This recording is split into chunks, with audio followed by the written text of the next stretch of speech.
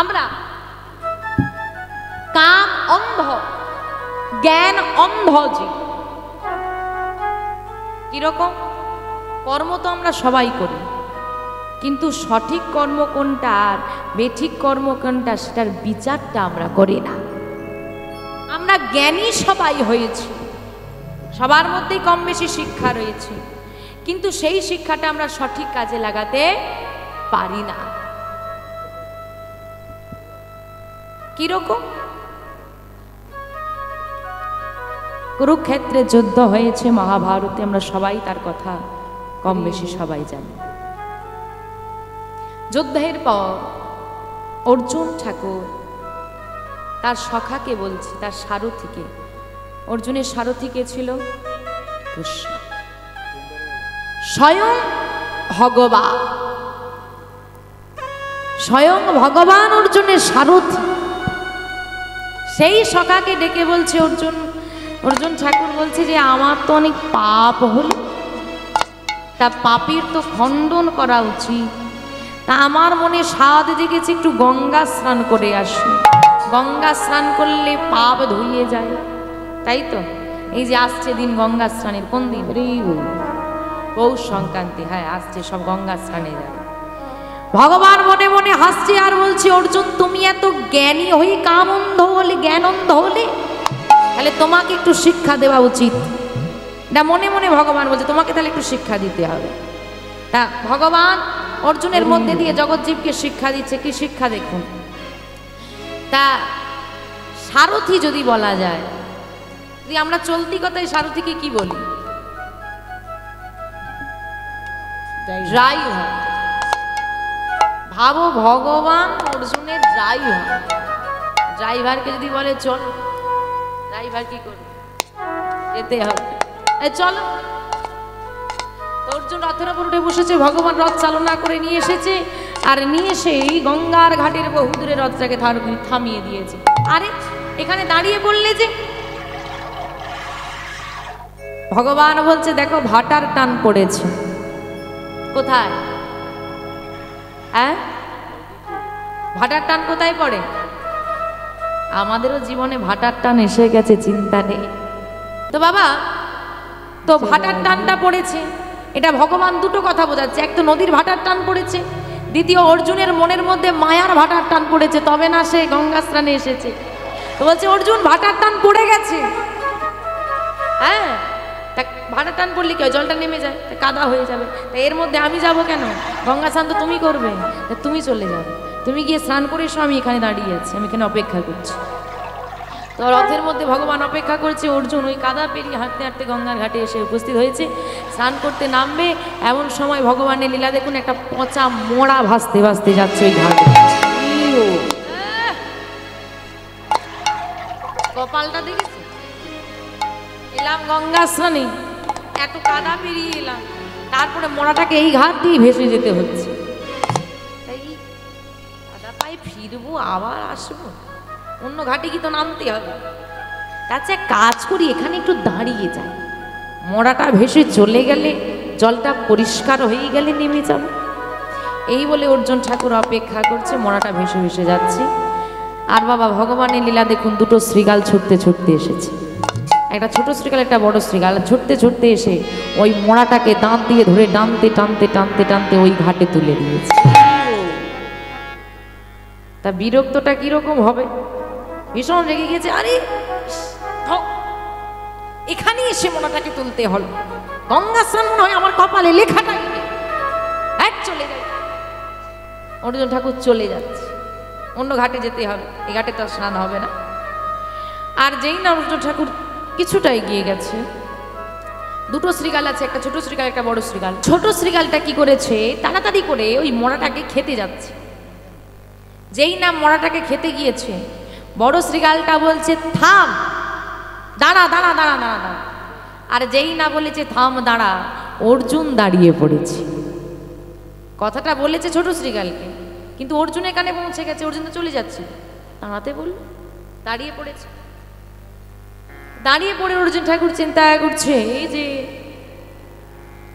দাঁড়াতে বলল, আচ্ছা এসে যখন পড়েছি দেরি তো যখন হয়েই গেছে, ও কি কথাটা বলতে চায় একটু শুনেই যাই।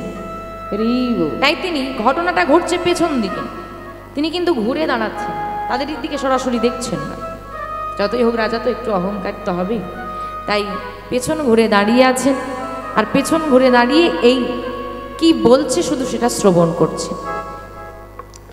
তখন ছোট শ্রীগালটা বলছে, কেন দাদা দাঁড়াবো কেন, দেখো অনেকক্ষণ ধরে কিন্তু খুব খিদে পেয়েছে, হ্যাঁ খাবার বহুক্ষণ ধরে খিদেটা সহ্য করে রেখেছি, আর মুখের সামনে এত সুন্দর খাবার পেয়েছি, খাবো না? বলে দাঁড়া ভাই, আমাকে একটু সময় দে, আমি একটু পরীক্ষা করে দেখি এই মোড়াটা খাবার উপযুক্ত কিনা। সামান্য শ্রীগাল বলছে, খাওয়ার মুখের সামনে পেয়েও ক্ষুধার জ্বালা, বলছে দাঁড়া আগে পরীক্ষা করি মোড়াটা খাওয়ার উপযুক্ত কিনা। আমরা মানুষ, জীবকুলের শ্রেষ্ঠ জীব, আমরা কিন্তু বিচার করি না কোনটা খাওয়ার উপযুক্ত আর কোনটা উপযুক্ত নয়। যেটা পাই সেটাই খেয়ে সর্বভোগ প্রাণী হয়ে গেছি, আমরা বিচার করি না। ওই শ্রীগালটা বিচার করছে, দাঁড়া আমি পরীক্ষা করে দেখব। আবার মোড়ার আবার পরীক্ষা, একে তো পচে গন্ধ উঠে গেছে, তার আবার পরীক্ষা। ঠিক আছে, যা করবে তাড়াতাড়ি করো, খুব খিদে পেয়েছে আমার। আচ্ছা দাঁড়া। তো বড় শ্রীগালটা কি করেছে, গিয়ে ওই মোড়াটার বদনটা মানে মুখের একটু গন্ধ নিয়েছে, তারপর বুকের গন্ধটা নিয়েছে, তারপর চরণের গন্ধটা নিয়েছে, আর নিয়ে বলছে ভাই ভাগ্যটা খুব খারাপ, এই মোড়াটা খাওয়া যাবে না। খাওয়া যাবে না মানে এত ক্ষুধার জ্বালা সহ্য করলে, এত খান পর খাবার পেয়েছি আর তুমি বলছো খাওয়া যাবে না? বলে না রে, এটা খাওয়া যাবে না, এটা ভালো না। তা তুমি পরীক্ষা কি এমন পরীক্ষা করলে আর কি এমন বুঝলে যে মোড়াটা খাওয়া যাবে না? বলে দেখ ভাই, এই মোড়াটার আমি মুখে গন্ধ নিয়ে দেখলাম, যদি মুখের দিকটা খাওয়া যায়। তো মুখে গন্ধ নিয়ে কি দেখলে দাদা? বলে আমি মুখে গন্ধ নিয়ে দেখলাম কোনোদিন বদনে কৃষ্ণ কথা বলে না, তাই এর বদনটা সেবা করা যাবে। তা নয় সেবা করা গেল না, শরীরটা তো সেবা করা যাবে। বলে তাও হবে না। কেন না? আমি বুকে গন্ধ নিয়ে দেখেছি এ কোনোদিন সাধুগুরু বৈষ্ণবকে আলিঙ্গন করে না, কোনোদিন সাধুগুরু বৈষ্ণবীর চরণ ধোলা অঙ্গে মাখে না, এর দেহটা সেবা করা যাবে না। তা পায়ের দিকটা তো খাওয়া যাবে, চরণের দিকটা। বলে না, সেই দিকটাও খাওয়া যাবে না। কেন না? এই চরণ দিয়ে কোনোদিন তীর্থ ভ্রমণ করেনি, কোনোদিন সাধু সঙ্গ করে না, হরিবাসরে যায় না, তাই এই চরণটাও সেবা করা যাবে না, এর দেহটা তাহলে আমরা সেবা করতে পারবো না। চল ভাই আমরা ফিরে যাই।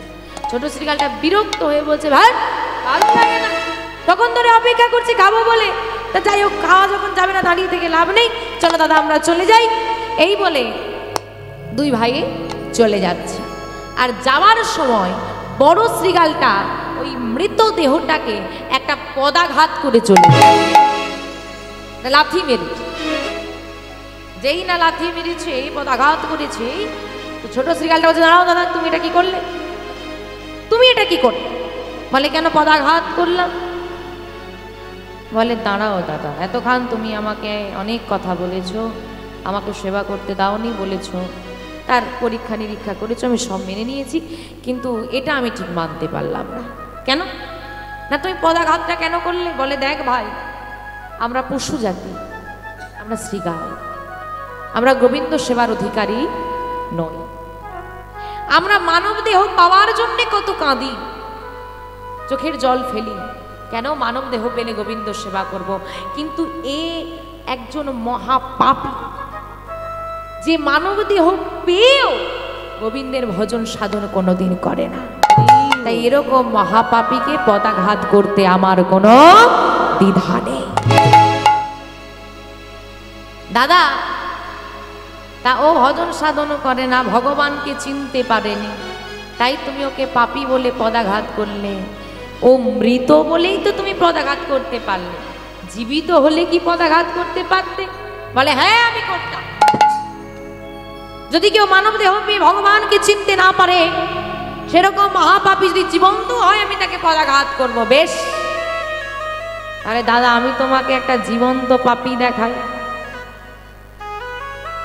জীবন্ত পাপী কে? বলে ওই দেখো দূরে দাঁড়িয়ে দাঁড়িয়ে আমাদের কান পেতে আমাদের কথাগুলো শুনছি। চুপ চুপ চুপ চুপ ভাই চুপ, মাথা খারাপ হয়েছে, কি করছিস নাকি? তুই জানিস ওখানে কে দাঁড়িয়ে আছে? কে দাঁড়িয়ে আছে? কে দাঁড়িয়ে আছে? অর্জুন পাপী? হ্যাঁ, যার রথের সারথি ভগবান তাকে পাপী বলছে। এইবার অর্জুন তখনও দাঁড়িয়ে আছে, ভাবছে আমাকে হয়তো চিনতে পারেন। আর একটু শুনি কি বলে। তো বড় শ্রীকালটা যাই না বলেছে চুপ কর, তুই চিনিস? তুই কাকে কি বলছিস? বলছে হ্যাঁ দাদা আমি চিনি। বলে চিনিস যদি বল কে হয়? কে হয় ওটা? বলে কে হয় জানো?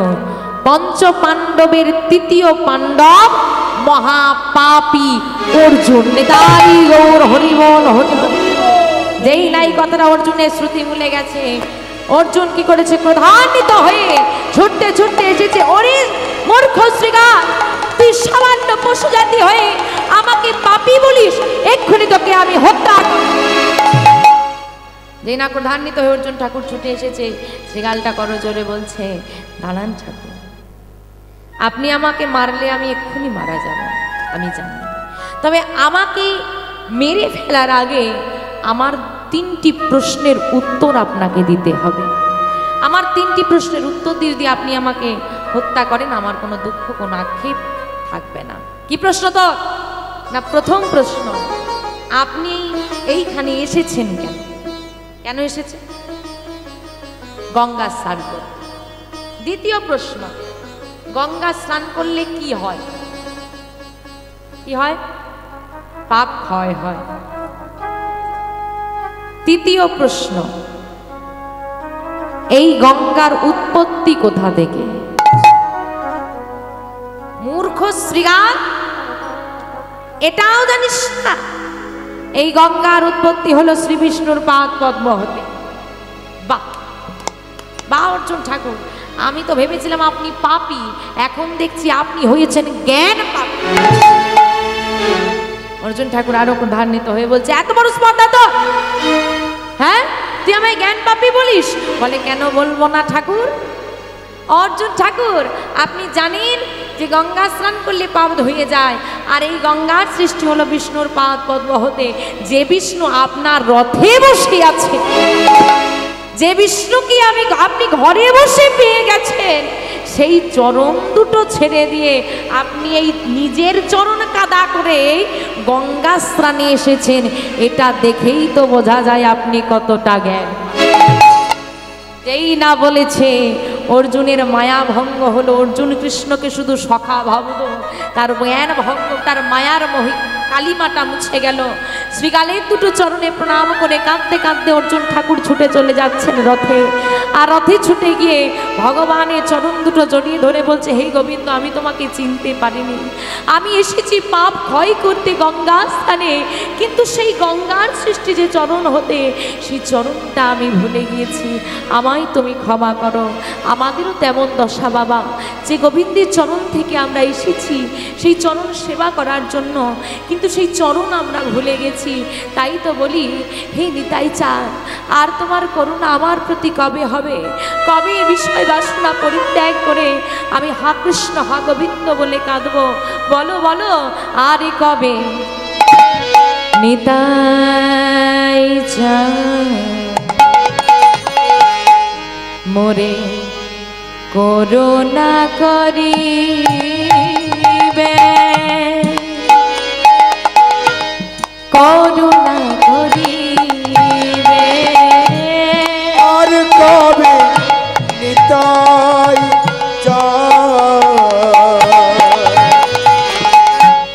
করুণা করিবে, করুণা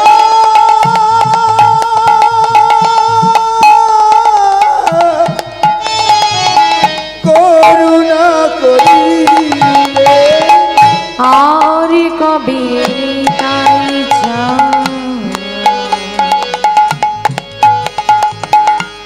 করুণা করে, করুণা করিবে,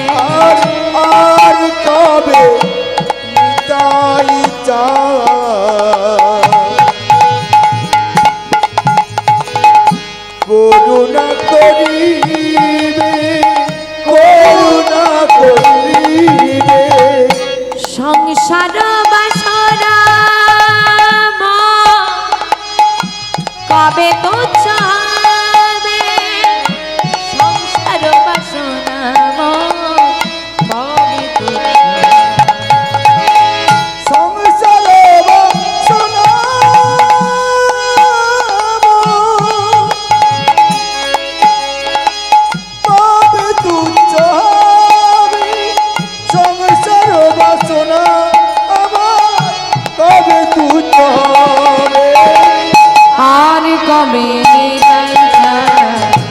করুণা করে করুণা করিবে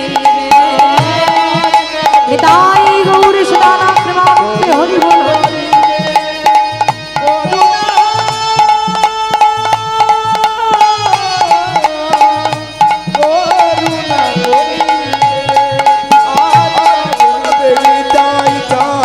করুণা করিবে করুণা করিবে আর কবে তাই চান করুণা করিবে করুণা করিবে।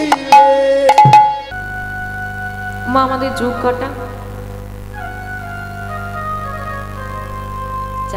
সত্য ত্রেতা দাপর কলি। খারাপ কোনটা?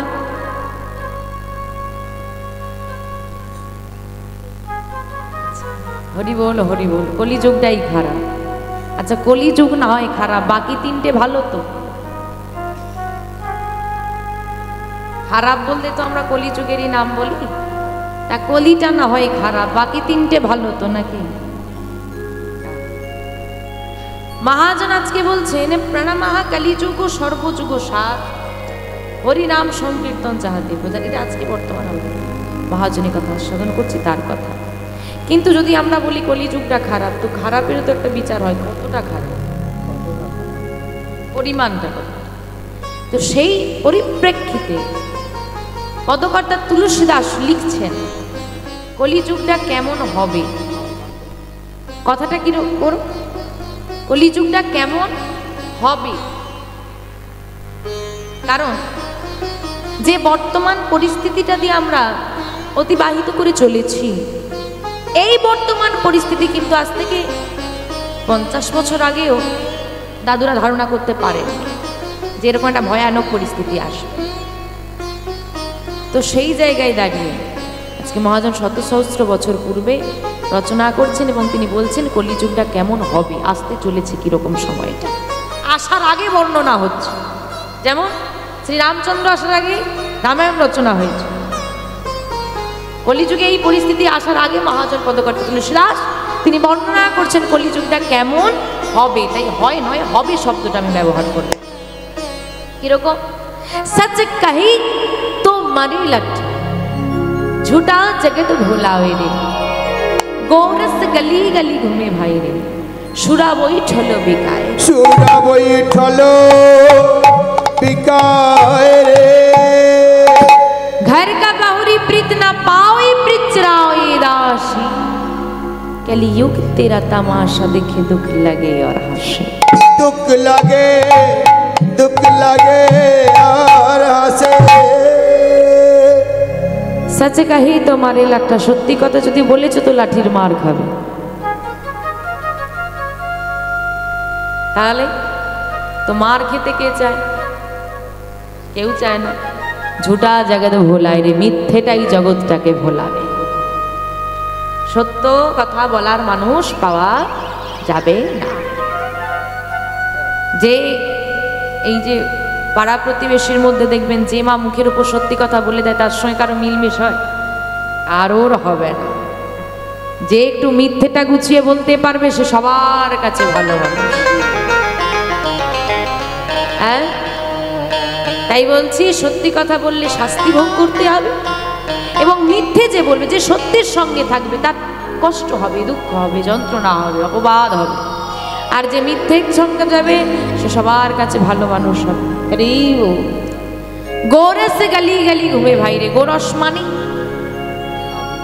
গোরস মানে, গো মানে কি? গাভী, রস মানে দুগ্ধ। গাভীর দুগ্ধ গোয়ালাদা গলিতে গলিতে নিয়ে বিক্রয় করবে, চিৎকার করবে, কে দুগ্ধ নেবে, কে দুগ্ধ নেবে? মানুষ নেবে না। সুরা বৈঠল বিকায়, যে মদ বিক্রি করবে তাকে গলিতে গলিতে আসতে হবে না, চিৎকার করতে হবে না, কে মদ নেবে। গিয়ে জঙ্গলেও গিয়ে বসে পড়ে, ওইখানে মানুষ ভিড় হয়ে যাবে, ওখানে চলে যাবে। গোয়ালা দুগ্ধ বিক্রয় করবে তাকে প্রচার করতে হবে, আর যে মদ বিক্রি করবে জঙ্গলে গিয়ে বসবে, লুকিয়ে বসতে হবে, কিন্তু তাকে আর প্রচার করতে হবে না, ওখানে গিয়ে মানুষ ভিড় জমিয়ে ফেলবে। আর বলছেন কি, ধারে কাবাহুরি প্রীত না পাবে, ঘরের অগ্নি সাক্ষী করা বিবাহিত স্ত্রী ভালোবাসা পাবে না। ভালোবাসা পাবে কারা? বাজারে দাসী। তাই কলিযুগের দশা দেখে মহাজন হাসছে। তাই এই সব শোনার পর কি মনে হয় কলিযুগ ভালো না খারাপ? বলে শুধু খারাপ বলছিলাম এতক্ষণ, এবার তো বলবে খুব খারাপ। কিন্তু আজকে যে মহাজন বলছেন প্রণামঃ কলিযুগ ও সর্বযুগ সার, আসুন এটার বিশ্লেষণ করি। প্রণামঃ মানে প্রণাম করি বা প্রণাম নিবেদন করি। তিনি প্রণাম নিবেদন করছেন কাকে? কলিযুগকে। আমি আগেই বললাম বাবা কলিযুগটা না হয় খারাপ, বাকি তিনটে তো ভালো। তা তিনটে ভালো রইল, একটা খারাপ, আর মহাজন তিনটে ভালোকে ছেড়ে দিয়ে যেটা খারাপ তাকে বলছে প্রণাম করি। হ্যাঁ গো, খারাপকে কেউ প্রণাম করে? চোরকে প্রণাম করো না সাধুকে প্রণাম করো? সাধুকে, তাই তো। কলিযুগে সাধুকে প্রণাম করতে হলো ভাবনা চিন্তা করে করতে হয়। চোর তবু ভালো, সাধুর বেশে চোর আরো ভালো। যে চোর সে তার সৎ চরিত্রটাকে কিন্তু প্রকাশ করে, আমি চোর আমি চোর। কিন্তু যে চোর সে যে আছে সাধু, তাকে কি করে? সাবধান, খুব সাবধান। চোরকে কিন্তু সাবধান করেছে না, বলেছে চোর সাবধান, সাধু সাবধান। যারা ভালো তাদেরকে সাবধান করে দিচ্ছে, যে খারাপ হচ্ছে হোক, ভালোকে সাবধান করছে, সাবধান হও। তুমি যেন ওই খারাপের সঙ্গে পড়ে গিয়ে তোমারও গায়ে দাগ না লেগে যায়। যে কালো পোশাক পরে থাকে তার কি দাগ লাগার চিন্তা থাকে? কালো পোশাক পরে আমরা যখন কোথাও যাই, কোন অনুষ্ঠান বাড়িতে, এই সাদা পোশাকটা পরিস না, দাগটা লেগে যাবে। যে সৎ ব্যক্তি হয় তারই গায়ে দাগটা লাগার ভয়টা বেশি থাকে। এই সাধু সাবধান। হরিবল হরিবল। তার যেটা খারাপ তাকে তিনি প্রণাম করলেন। শুধু যদি প্রণাম করতেন তাও মানা যেত। তিনি আবার বলছেন সর্বযুগ সার, কলিযুগ নাকি সব যুগের সার। কেন বললেন? কৃতে যোদ্ধায়তে বিষ্ণু ত্রৈতয়ং যততে মুখাই তাপরে পরিচর্যাং কলৌ তৎ হরি কীর্তনা। কলৌ তৎ হরি সংকীর্তন।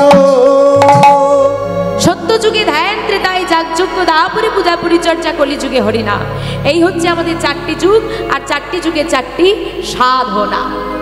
আমরা কলিযুগের মানুষ হয়ে ধ্যান করতে পারবো না? পারবে? এই সংসার ধর্ম পরিত্যাগ করে জঙ্গলে কি গুহায় বসে বসে ধ্যান করতে? আরে চোখ বুঝিয়ে তো ভয়েই হয়ে যাবে। আর চোখ বুঝিয়ে বসে থাকলে তো ঘুমিয়ে পড়বে। এক্ষুনি চোখ বন্ধ করে বসে থাকলে ঘুম ধরে গেল। চোখ খুলে বসে আছে কীর্তন শুনতে বসা থেকে, তাহলে চোখ বন্ধ করলে কি হবে? হরিবোল হরিবোল। ধ্যান হবে না, যজ্ঞ হবে না। যজ্ঞ কেন হবে না? পারবো না। আজকে এখানে বাবা বাড়িতে এত সুন্দর হরিনাম যজ্ঞ করাচ্ছে, সবাই করাতে পারবে? সবার সম্ভব? আরে আমিই আসবো। আগে ফোনটা করলে কত দেবে বলো, তারপর যাচ্ছে। সবার সামর্থ্য কই? হ্যাঁ, তো কারোর দিকে একটা আঙুল তুললে বাকি আঙুল নিজের দিকে নিজের দোষটাকে ধরে নেওয়াটা ভালো। এই যে এত সুন্দর করে সাজানো, এত আয়োজন, এমনি এমনি তো হবে না। কিন্তু ত্রেতা যুগের সাধনা যজ্ঞ, কলিযুগের ওই যজ্ঞ প্রযোজ্য নয়। কিন্তু কলিযুগে একটা যজ্ঞ প্রযোজ্য, সেটা হলো হরিনাম যজ্ঞ। এবং কলিযুগের যজ্ঞকে ত্রেতা যুগের যজ্ঞের থেকে মহৎ বলা হয়েছে। কেন? ধরুন এই যে এখানে পুজো হয়েছে, মায়ের একটা যজ্ঞ হয়েছে, হোম হয়েছে, তো যেটাকে আমরা চলতি কথায় বাড়িতে কম বেশি সবারই হয়।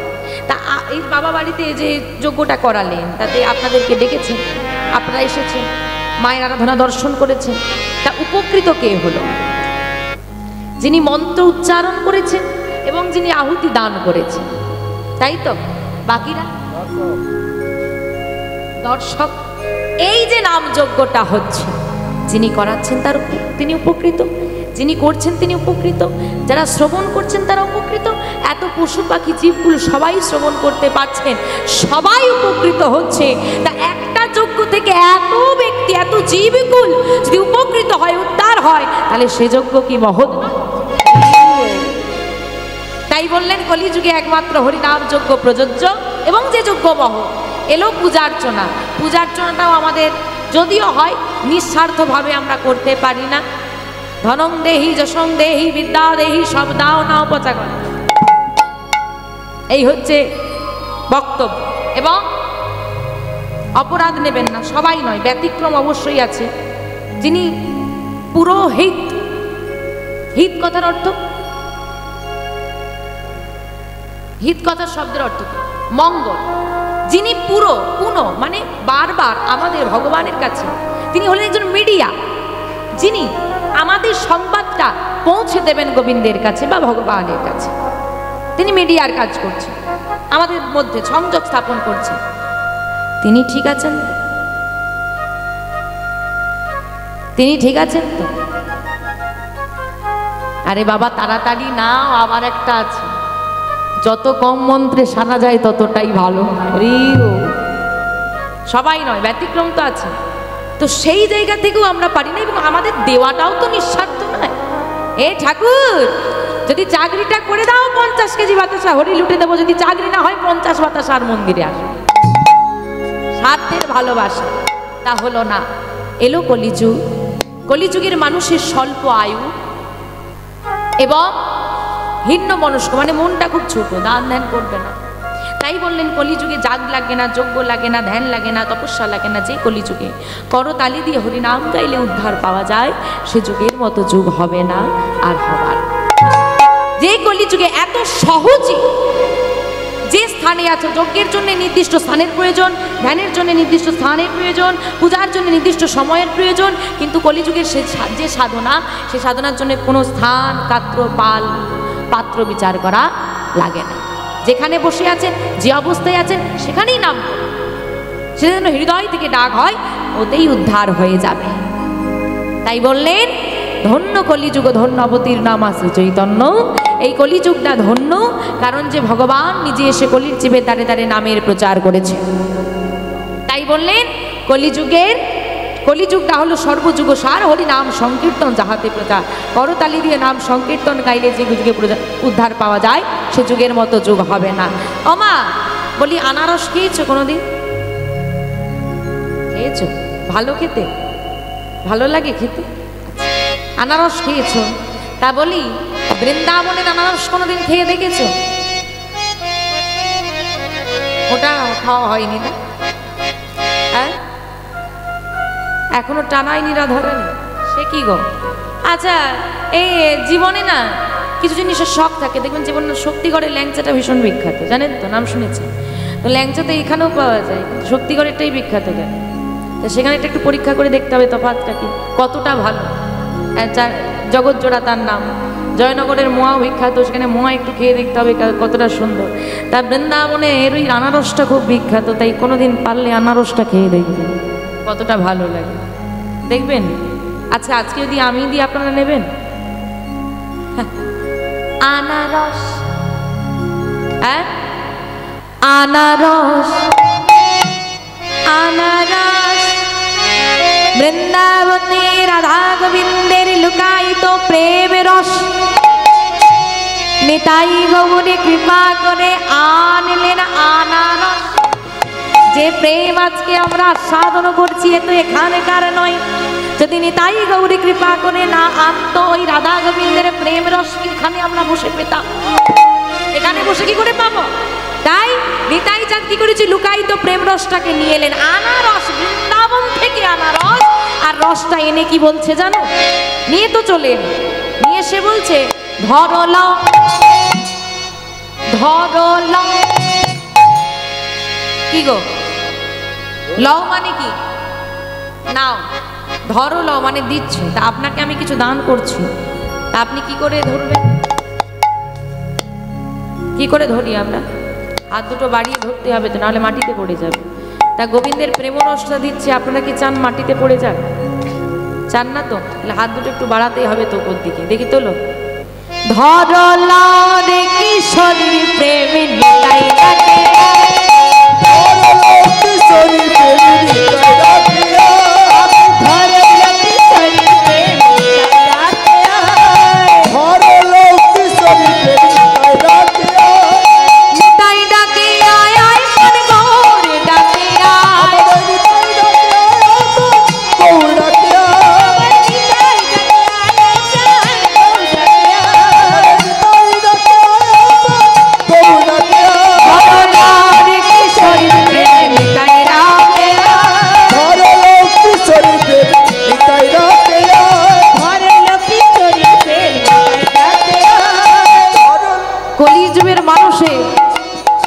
বদ অভ্যেস আছে, শুধু অভ্যেস নয়, বদ অভ্যেস। কিরকম? বলে দিদি কম দামে শাড়িটা পেয়ে গেছো, কোন দোকান থেকে নিয়েছো? জিজ্ঞেস করে না, কমে হয়ে গেছে, আরে আমারটা তো বেশি নিয়ে নেব।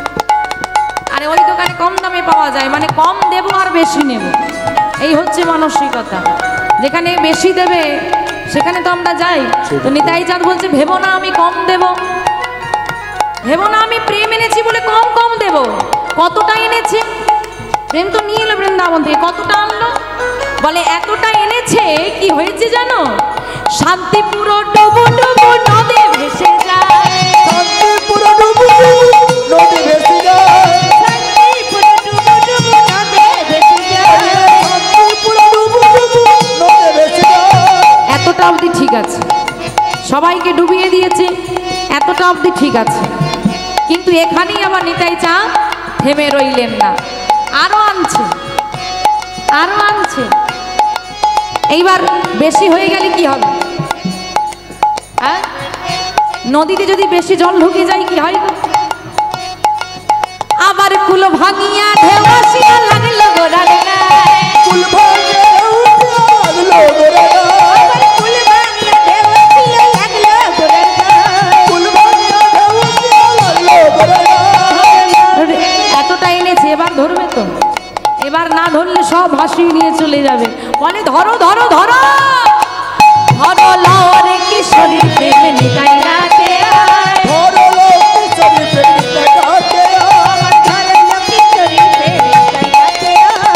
ধরো কিশোরী প্রেমিকা ডাকে আয়, আবার নিতাই ডাকে আয়, আয় প্রাণ গৌর ডাকে আয়, নিতাই ডাকে আয় প্রাণ গৌর ডাকে আয়, নিতাই ডাকে আয় প্রাণ গৌর ডাকে আয়। নিতাই ডাকে আয় প্রাণ গৌর ডাকে আয়, ধরো লরে কিশোরীর প্রেম নিতাই ডাকে আয়, ধরো নিতাই গৌর হরিবল হরিবল।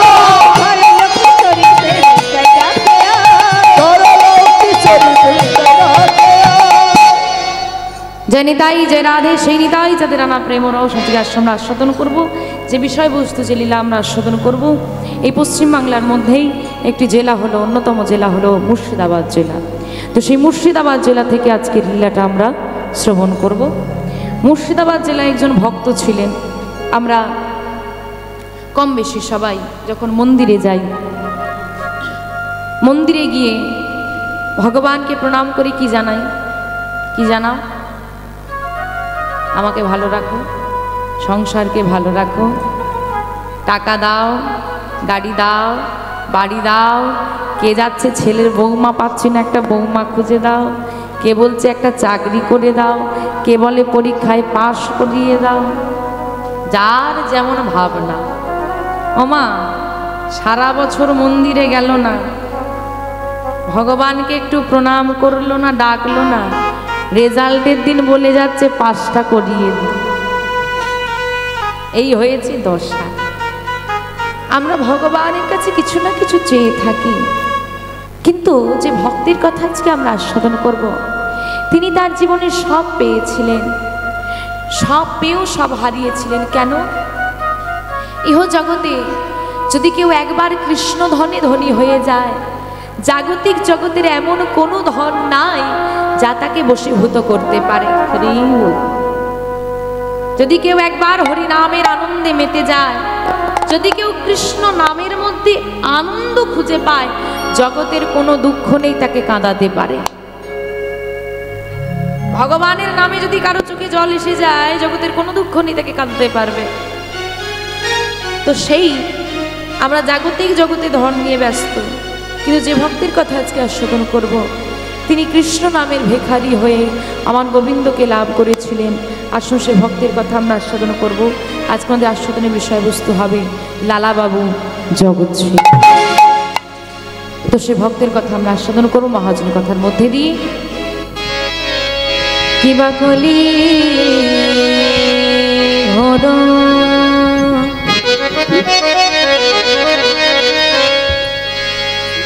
তিমিরে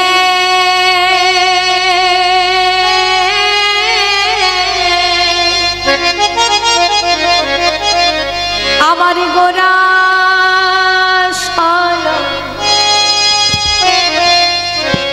জগজনে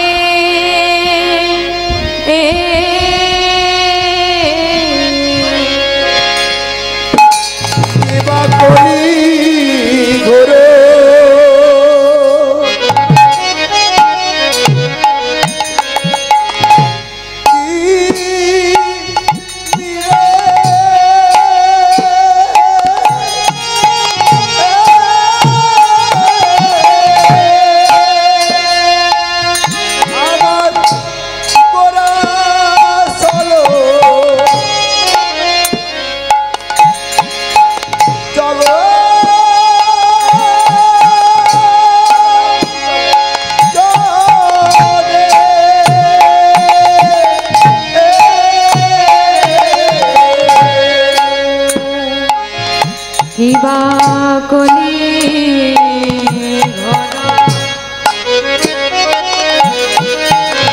তিমিরে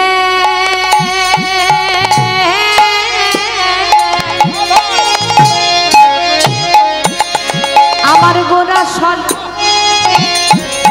আমার গোরা সল জগজানে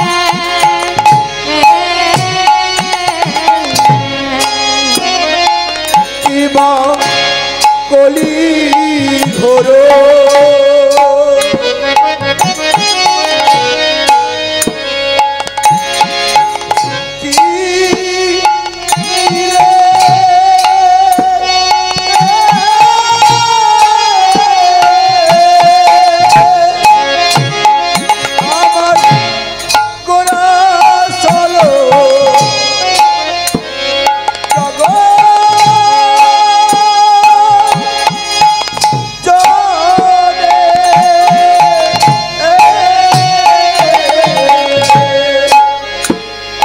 আমাদের ধর্মকা আমাদের ধর্মকারম রহল আমাদের ধর্ম আমাদের ধর্ম করব রহলো ধর্ম দূরে যে গেল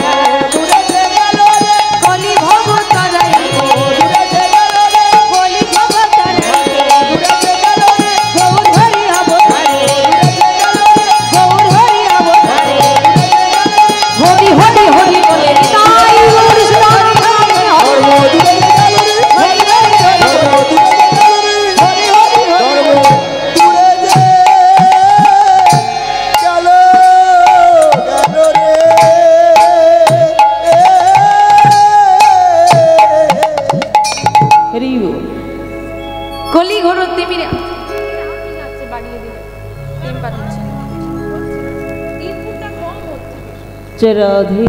কলি ঘর তিমিরে গোরাশিল জগজনে ধর্ম কর্ম রহ দূর। কলি ঘর তিমি, তিমির শব্দের অর্থ হচ্ছে অন্ধকার। কলি ঘর তিমির, কলিযুগের যে ঘোর অন্ধকার। কিসের অন্ধকার? অজ্ঞানতার অন্ধকার, মায়ার অন্ধকার। যে অন্ধকারে নিমজ্জিত হয়ে আমরা ভুলে গেছি কে আমি, কোথা থেকে আমি এসেছি, কি আমার আসল পরিচয়, কে আমার আপন, কে আমার পর, সেটুকু বিচার বুদ্ধি আমাদের লোপ পেয়েছে। তাই বাবা, আমরা যখন জ্ঞান অন্ধ কাম অন্ধ জীব হলাম, এই কলিযুগে আমাদের কলিহত জীবকে উদ্ধার করবার জন্য শ্রীমান মহাপ্রভু জগৎবাসীকে রক্ষা করার জন্য নেমে এলেন এই ধরাধামে। জগৎজীবের দ্বারে দ্বারে গিয়ে হাতে ধরে পায়ে ধরে অযাচিতভাবে তিনি নামের প্রচার করলেন। আজ থেকে 538 বছর পূর্বে 1407 শকাব্দে 23শে ফাল্গুন 1486 খ্রিস্টাব্দে দোল পূর্ণিমা তিথিতে শচী মায়ের কোল আলো করে নেমে এলো গোরাচাঁদ, যার আলোয় আলোকিত হয়েছিল সারা জগৎভূমি বিশ্বভূমি, যিনি জাত ধর্ম বিচার না করে, ধনী গরিবের বিচার না করে সবার চরণ ধরে ধরে নামের প্রচার করেছেন। আর এমনভাবে নামের প্রচার করলো বলেই কিনা এমন সুন্দর মহতি হরিবাসরা যে গ্রামে গ্রামে তৈরি হচ্ছে, এত ভক্ত সমাগম হচ্ছে। তাই এই স্থানেও আমার গৌর হরি এসেছেন। তাই বলছে মহাজন, আমার গৌর এলো রে,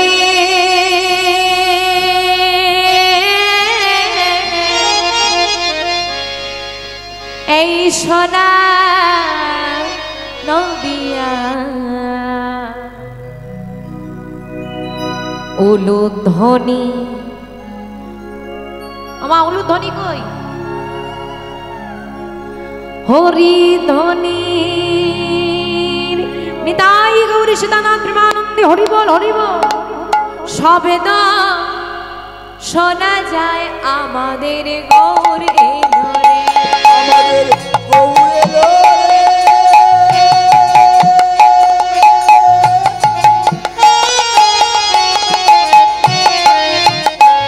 এই সোনার নদিয়া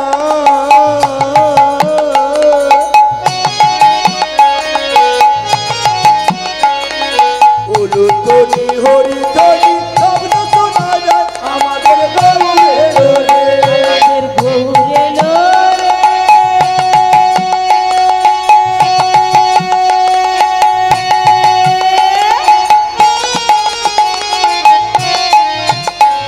এই সোনার নদিয়া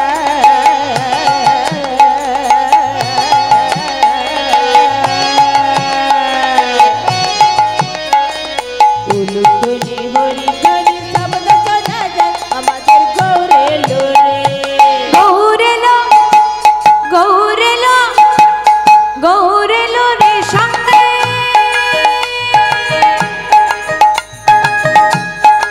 সঙ্গে কে গো? বাহ, সবার বাড়িতে নিতাই গৌরের চিত্রপট আছে, প্রতিদিন প্রদীপ দান করেন। হাতগুলো কেমন আছে?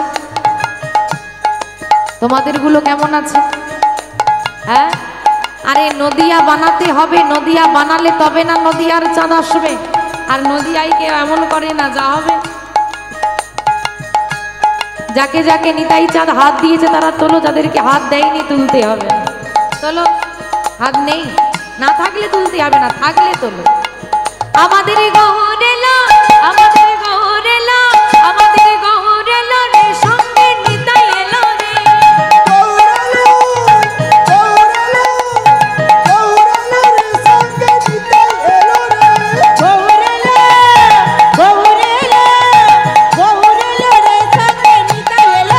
আমাদের গৌরেলা রে সোনার নদিয়া উলুধ্বনি হরিধ্বনি শব্দ শোনা যায় আমাদের গৌরে ধরে, গৌরে ধরে। নিতাই গৌর হরি বল হরি বল হরি বল।